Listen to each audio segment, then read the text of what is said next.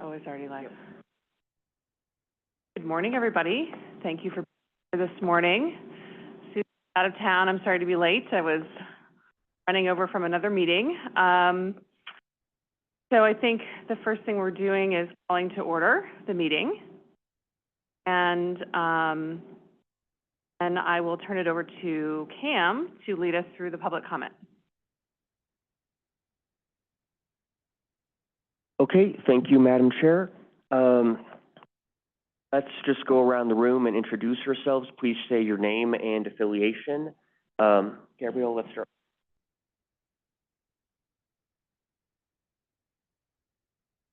Good morning. My name is Gabrielle Rank. I'm with Center for Energy and Environment. Morning. I'm Melody Mascarenas. I'm with the city. Good morning. My name is Amanda Perkins. I work on climate policy for Adams County. Morning, Shannon Jan, Director of Green Workforce for the Climate Action, Sustainability and Resiliency Office at the City and County of Denver. Hi, I'm Lucas Hagen. I'm the Research and Policy Manager at the Neighborhood Development Collaborative, Coalition of Affordable Home Builders.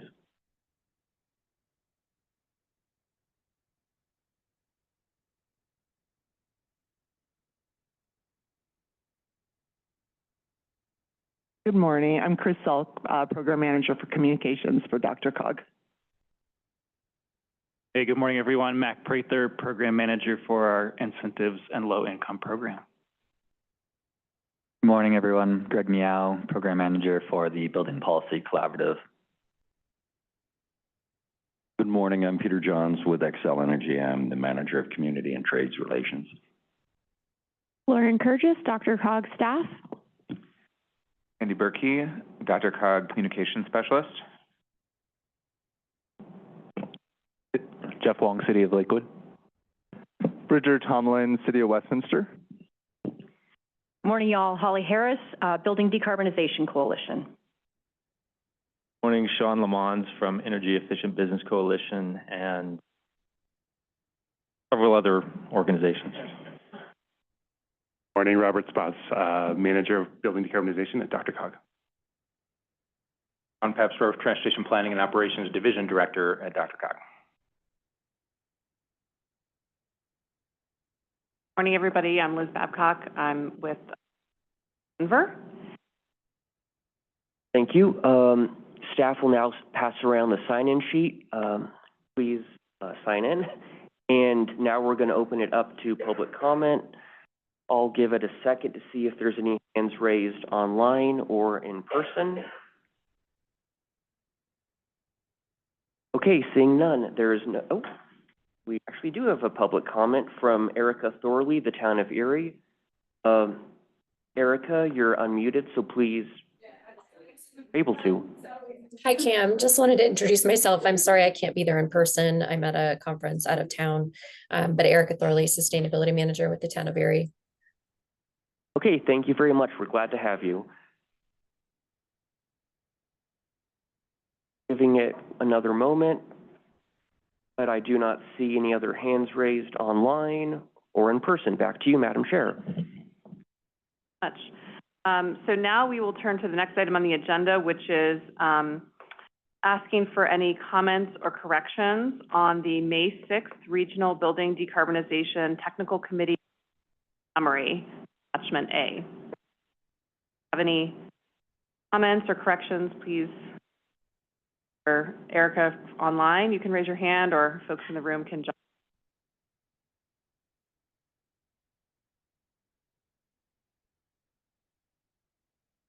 Seeing none, we will move on. So we'll move on to our discussion items. So the first item under that area of the agenda is our Local Impact Accelerator, Opportunities for Local Policy Adoption, Attachment B. And I will turn it over to Robert.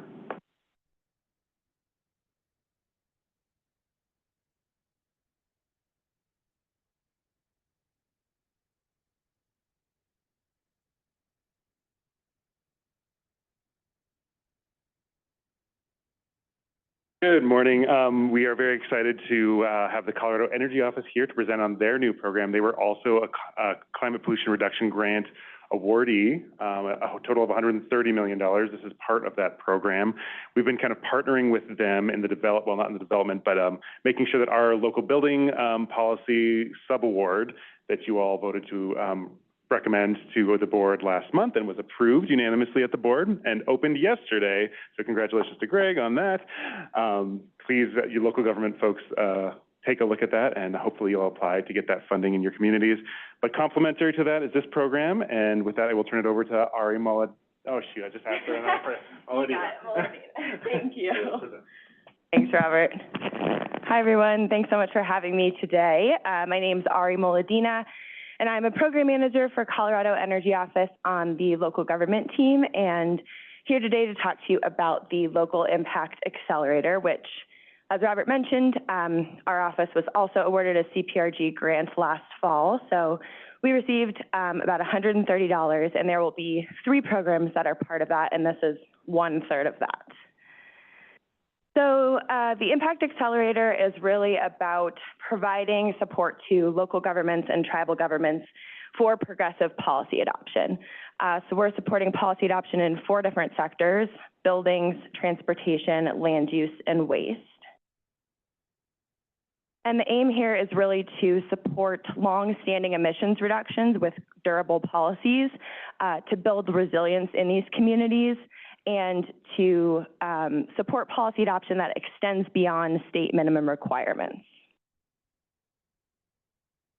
So eligible applicants include local governments, so cities, counties, or cohorts led by cities and counties, as well as Colorado's 2 federally recognized tribes. And there's 2 different ways to apply. So the first is for a policy adoption grant on its own, and the second is for a policy adoption grant with project funding. So jurisdictions cannot apply for project implementation funding on its own. And the reason for this really goes back to what I was mentioning on the previous slide of we're really trying to incentivize policy adoption that's going to have these long-standing impactful emissions reductions. And then, so that's kind of the incentive to bring folks into the program is those project dollars, but we really want to see that policy adoption as the basis of this program. So there's 2 different policy funding suggestions. Grant funding suggestions. For the policy adoption grants, we have a suggested maximum of about $200,000, and for projects, it's $1.8 million. We will accept applications that come in for, smaller or larger amounts for this grant program. And we will be asking for basically 3 versions of the budget. So a standard budget, as well as a constrained and a vision budget.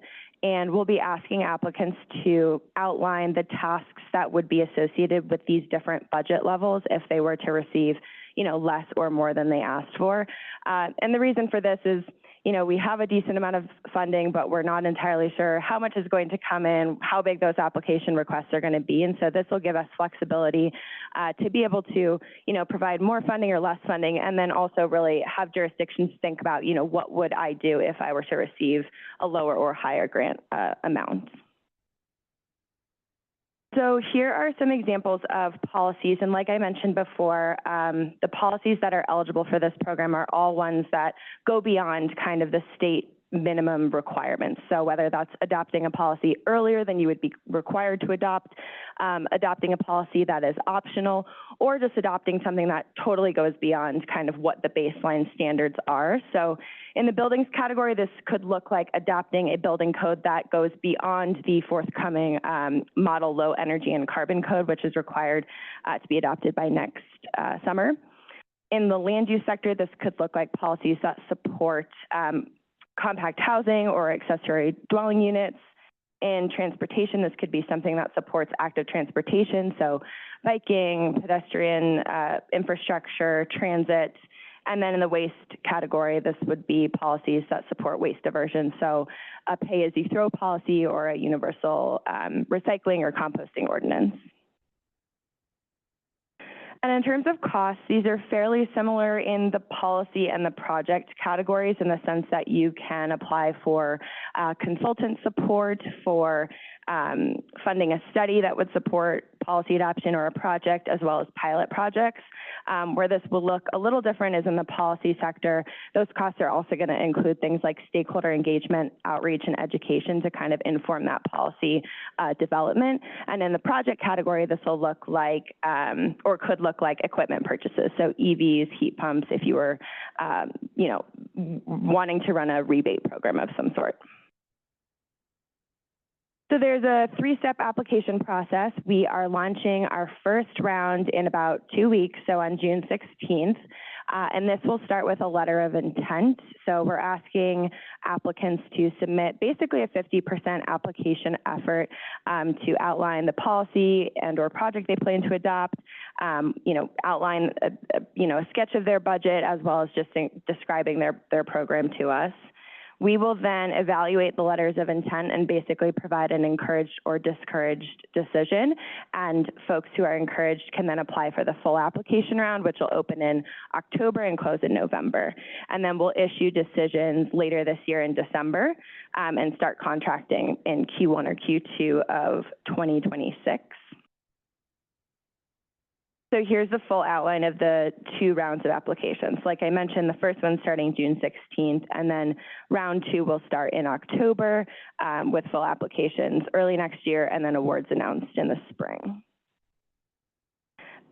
So here's kind of a helpful overlap of the DRCOG and the accelerator program in terms of what can be applied for by jurisdictions. Obviously, because these are both coming from the same funding source, we need to be careful that we're not funding the same efforts.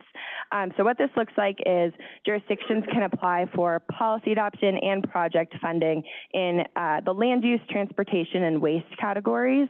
They cannot apply for project funding in the buildings category because that's covered by your all's program.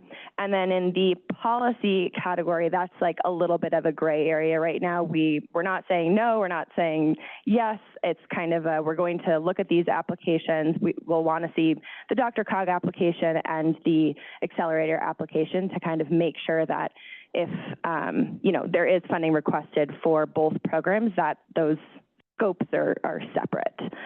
I think that's it there. Yeah, and like I mentioned, we're launching our first round on June 16th. We posted our guidance on our webpage yesterday, so you can now go take a look at that. It's a very long document, but it has all of the policies and projects that will be eligible, as well as examples and a lot of other helpful information. And we will also have 2 upcoming webinars. So one the day after we launch on June 17th, and then we will have a 2-week open period for questions. And then we will be answering those questions on a webinar on July 1st and also making those publicly available. That's our website right there if you would like to sign up on our listserv or get more information. And that's about it. Yeah, feel free to email me or reach out to me as well if you have any questions. Oh yeah, and if anyone has questions now, you can feel free to ask me. Thank you so much, Ari. That was wonderful. Any questions? You mentioned the EV rebate program, or could you go back to that slide? You went through your slides really quick. I didn't. Yeah.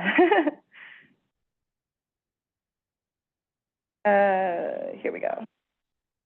So I would say an EV rebate program is an example of something that could be a project proposed by a jurisdiction. So this could look like requesting project funding. Once you you apply for a policy, and then your project could look like applying for funding to launch a rebate program within your jurisdiction. And basically the funding would be used to purchase those EVs or to fund the rebates themselves, however you decide to structure that program.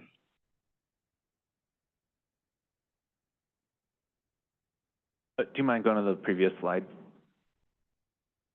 So under buildings, you have energy efficiency incentives listed, but I thought you said project funding was not eligible for buildings.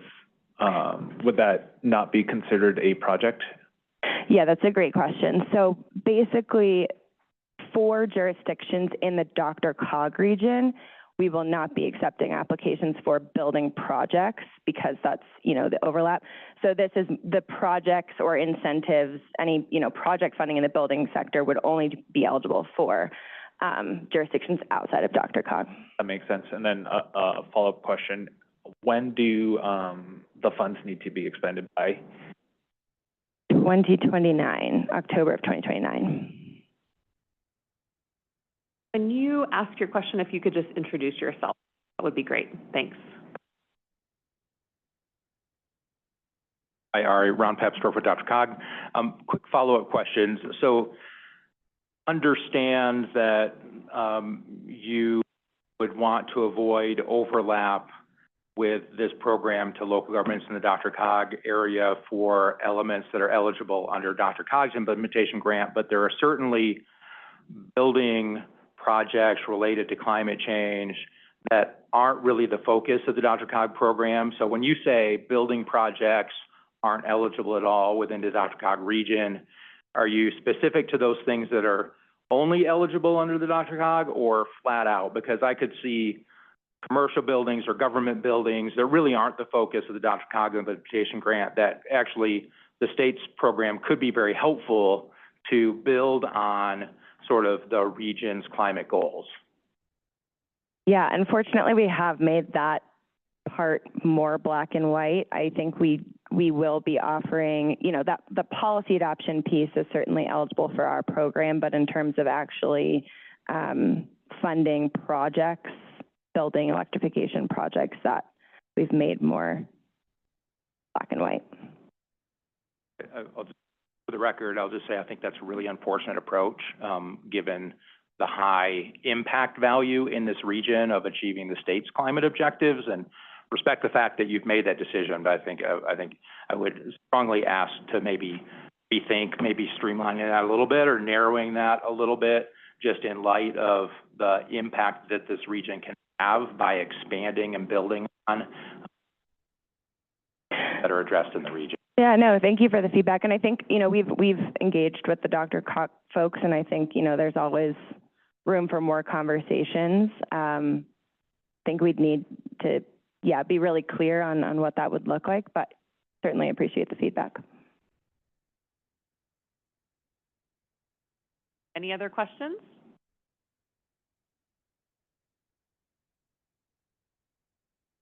Wonderful. Thank you so much, Ari. We appreciate the presentation. Thank you. Okay, so our next item on the agenda is opportunities for improvement in Colorado's HVAC industry, which is attachment C. And Clay will be walking us through this presentation. Thanks, Clay.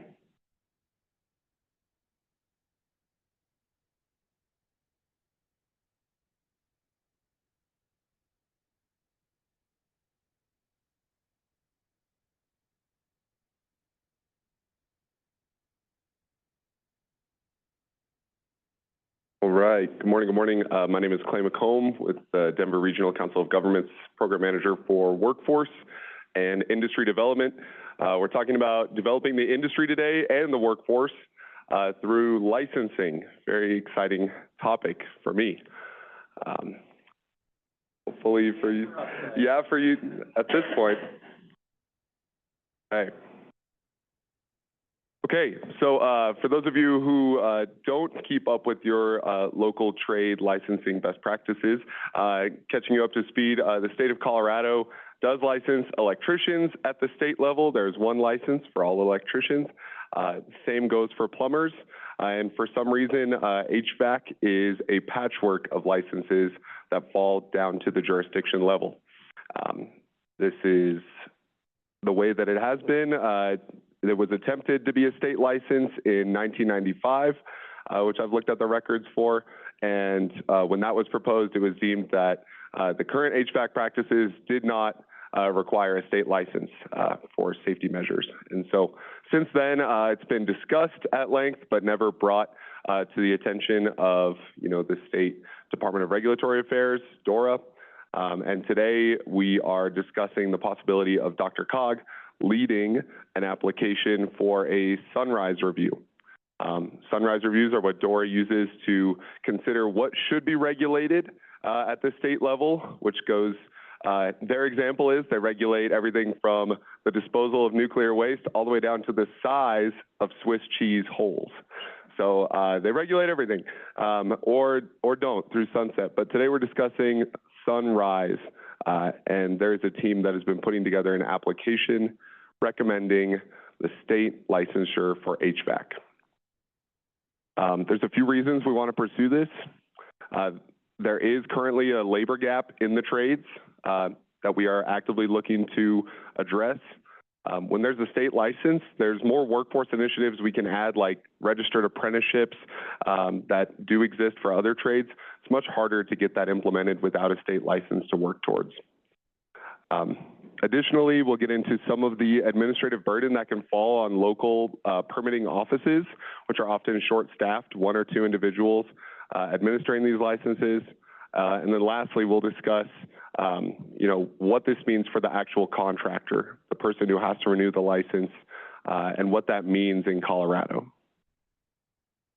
All we're doing today is just discussing different options, and definitely welcome the feedback. We have a lot of jurisdictions in the room, so would be interested to hear thoughts if we have time. Why should DRCOG do this?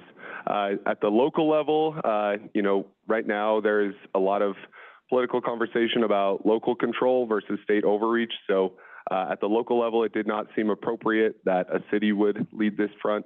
And I tried when I was at Denver, and it felt that it was not the right move for Denver to lead that. The state also feels that they might not be the best to lead a state regulation campaign. And so since we represent 59 jurisdictions, we also have a $200 million HVAC initiative that we're implementing right now. There's going to be an influx of risk if we don't put the proper guardrails in, both for the contractors and for the homeowners.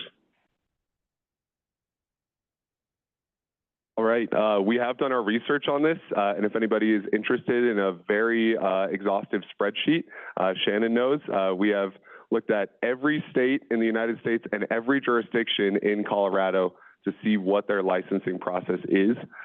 Colorado is in the minority here. We are one of 17 states that does not have a statewide HVAC license. Again, I highlighted electrical and plumbing. And what this means for the contractor, they need to maintain dozens of licenses depending on what their service territory is, sometimes even up to 30 licenses that need to be renewed on a mostly annual basis. The risks are these local requirements for licenses are not consistent across the state.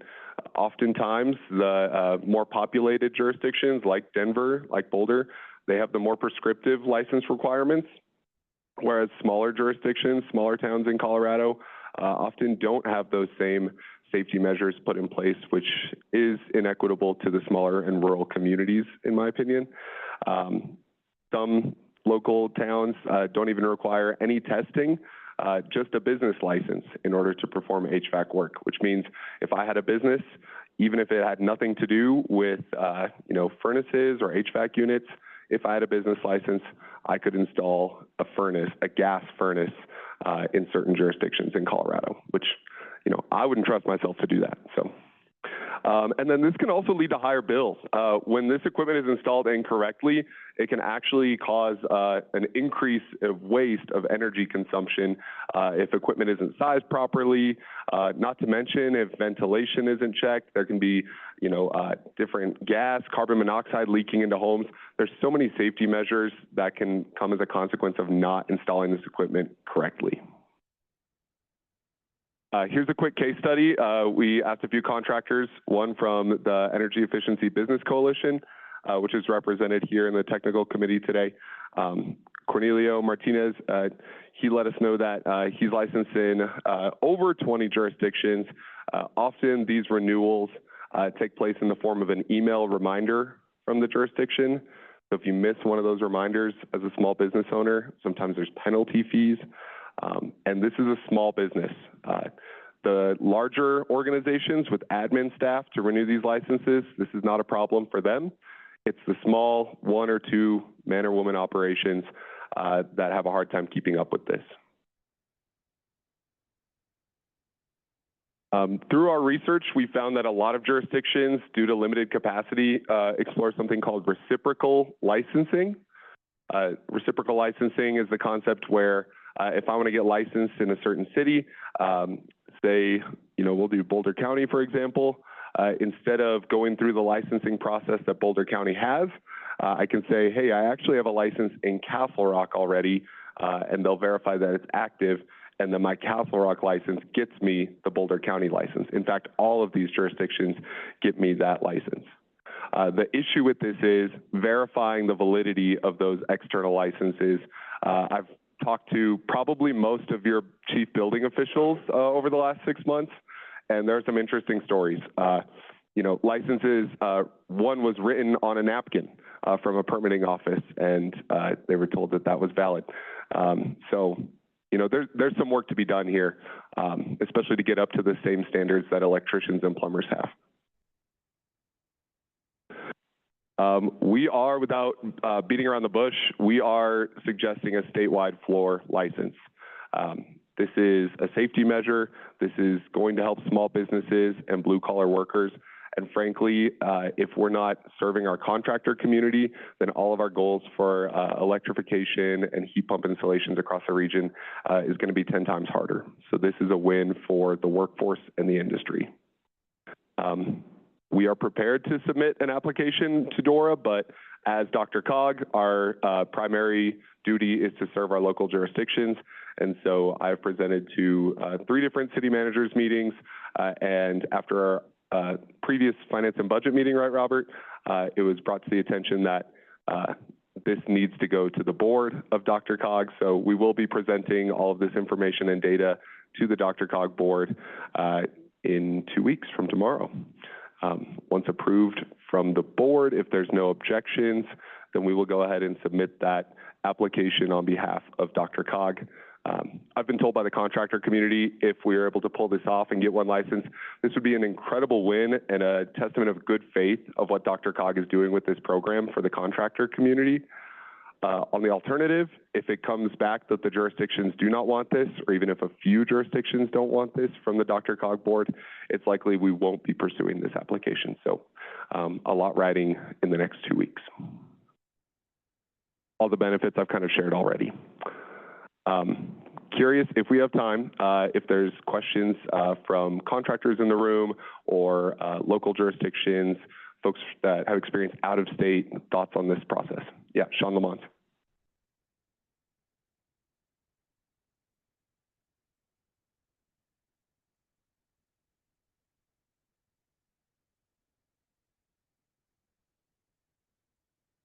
Yeah, I've thought about rephrasing this as just the mass reciprocal license, the license that everyone has, which is essentially the same thing. That might be trickier to get, the 300 jurisdictions to agree. Some feel that, in a small town, you shouldn't need the government telling you can install a gas furnace. You should just be able to do it. And so, while we want to bring in all the local jurisdictions and bring in their opinion, of course, we have to balance that with safety. So, all DORA will do for the next 6 months, if we send this application in, is an even further investigation into research. So there will be a really in-depth research and stakeholding process, which I'm sure they'll reach out to the contracting community for.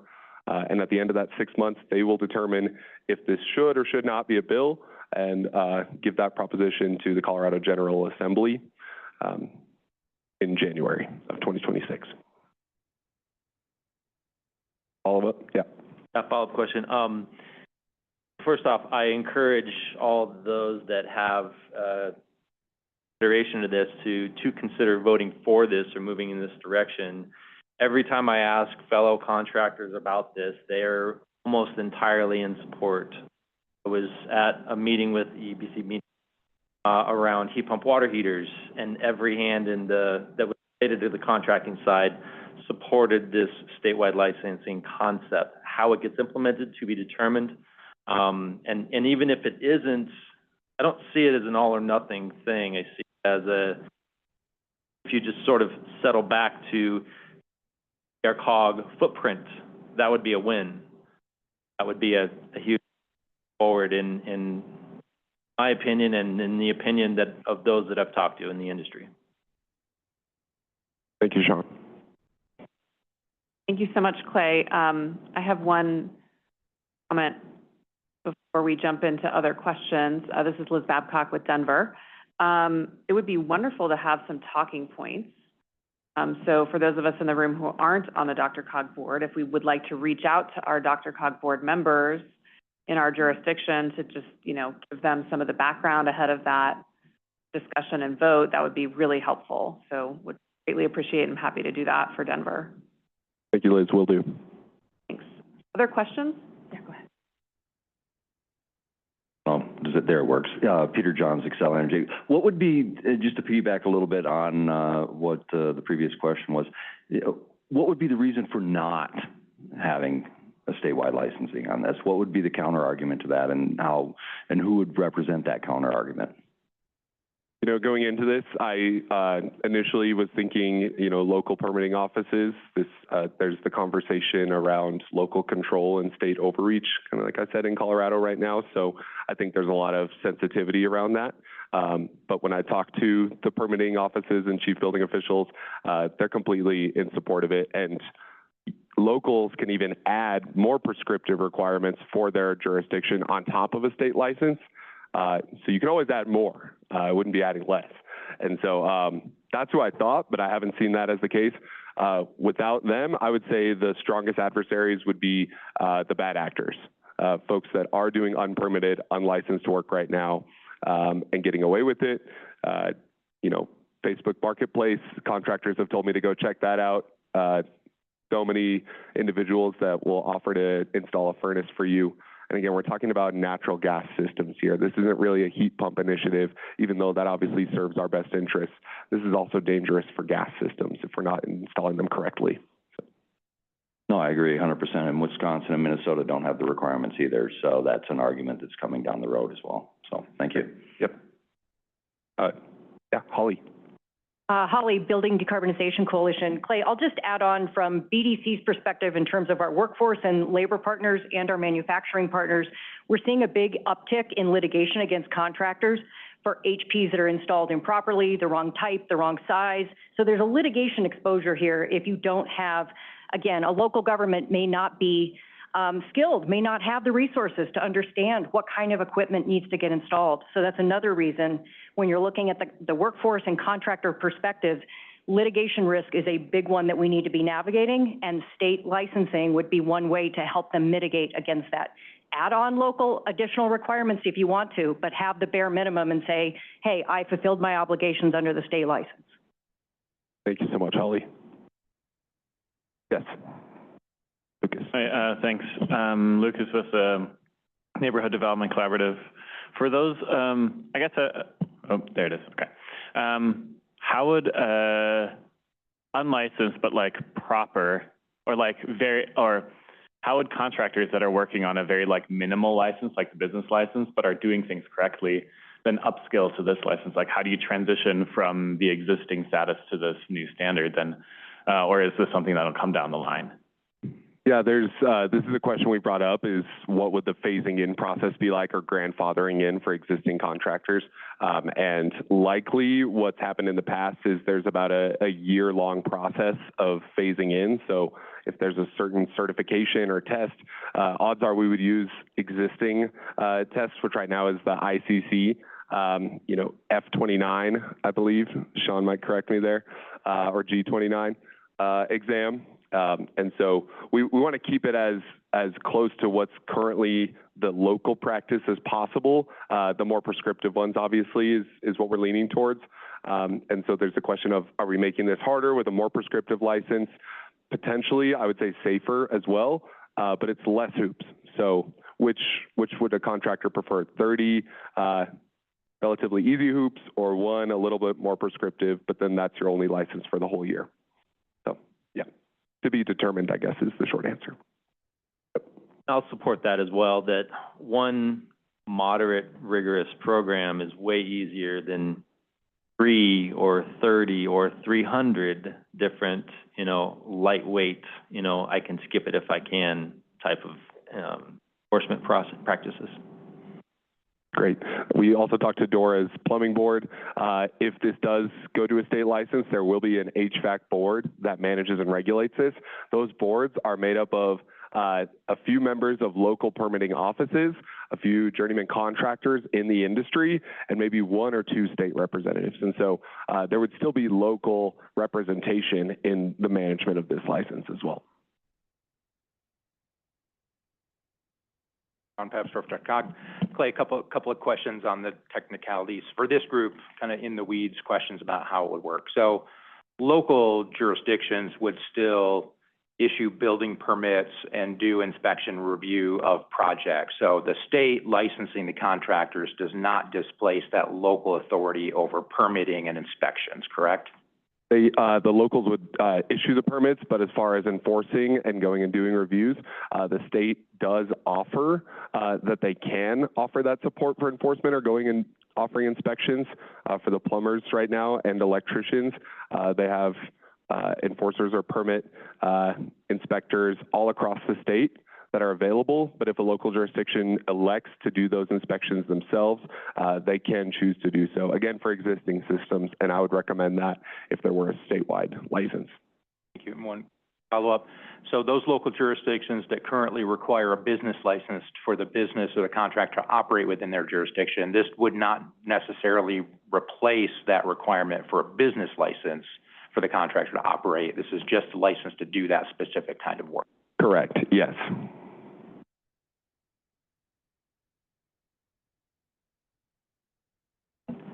Jeff Homestead of Lakewood. Could you talk a little bit high level about the budget implications for contractors, local governments, and then the state?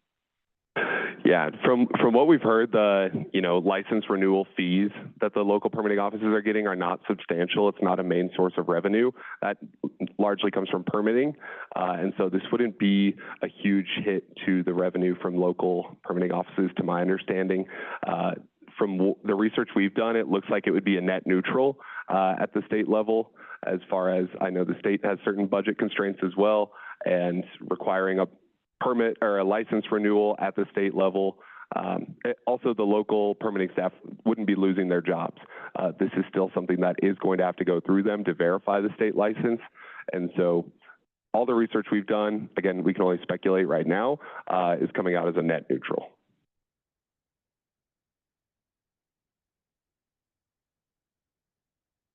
Wonderful. Thank you so much, Clay. This was very helpful. We look forward to getting those talking points so we can support this moving forward.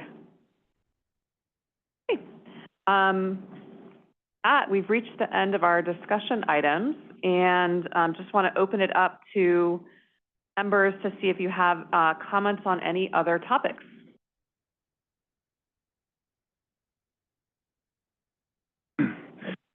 Thank you all for coming. We just maybe a quick program update that we are trucking along here, continuing to bring on great vendors, getting very close to contracting with several others. I think probably since the last time you met, the big news is that VEIC was selected as our vendor for our incentives and advising program. That's a $60 million program, including the $40 million of rebates. Additionally, we have a bunch of new staff, some of who are here. So I might ask them to just stand up and introduce themselves, or you could hop up to a mic if you want. Okay.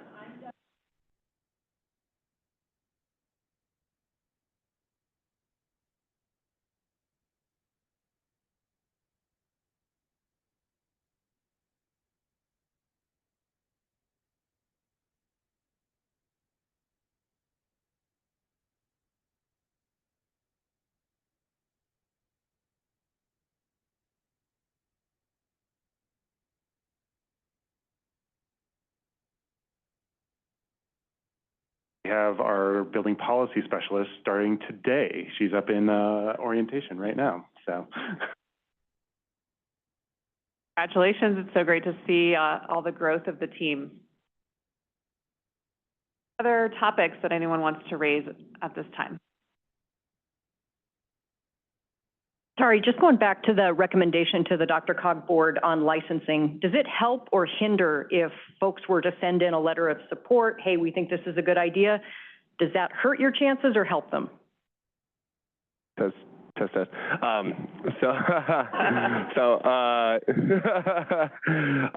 So letters of support for the board meeting, I don't know if that would necessarily help, but we do have drafted letter of support language. Again, we're in limbo because I need the official blessing from DRCOG board, but we are prepared to ask for letters of support. The working group we've been working on actually has someone from DORA on that working group, which, to Dora's words, is not a conflict of interest. It's their communications specialist. And she said there's no limit on letters of support, but surprising letters of support have a bigger impact than the amount of letters of support. So smaller jurisdictions, she said, go a long way. Large organizations, Xcel Energy would be a great letter of support, and we have them on the working group as well, Celine Chavez. The town of Breckenridge, we presented this to CC4CA, a lot of small rural communities, even though they're not all in the DRCOG region. But yeah, for example, the town of Breckenridge, extremely excited about this concept, which they were not on my radar at all. Obviously, it's not super pertinent to DRCOG, but this will affect, every city in Colorado. So we would love a letter of recommendation, Holly, just once we receive that blessing. And that, Clay's correct. I'll supplement that and say, I think given that this is a requested action item at the board, I think if there are folks that are supportive of the proposal, I think the board hearing from you in public testimony at the board meeting certainly would be helpful. Letter to the board, particularly from local jurisdictions in the DRCOG region. If you talk to your building staff, your leadership, your city or county manager, as the case might be, and you're supportive, communicate that to your DRCOG board member so that they're aware of that staff support. But I think, yeah, partners that are interested in this and supportive of it, absolutely, a letter or testify at the board meeting is certainly appropriate. One follow-up to this is not to be taken in consideration just by itself. There are a lot of moving parts around strategic decarbonization, all electric consideration, electric preferred, movements at the federal level in terms of equipment manufacturers and the technologies at that level. So new refrigerants, et cetera. So it's not just by itself, and these things need to be considered as an overall system. House as a system is a thing, so is sort of industry as a system, if you will. Thank you. Great comments. Any other items before we adjourn?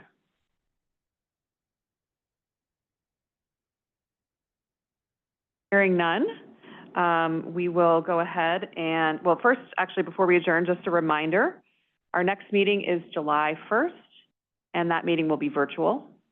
And we will then adjourn the meeting at 10:49. Thanks, everybody.